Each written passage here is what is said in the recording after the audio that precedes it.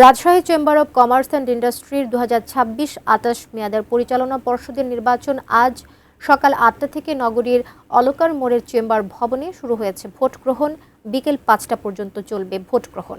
নির্বাচনে 44 জন প্রার্থী প্রতিদ্বন্দ্বিতা করছেন। এর মধ্যে সভাপতি পদে 3 জন, সিনিয়র সহসভাপতি পদে 2 জন, সহসভাপতি পদে 2 জন এবং পরিচালক পদে 37 জন প্রতিদ্বন্দ্বিতা করছেন।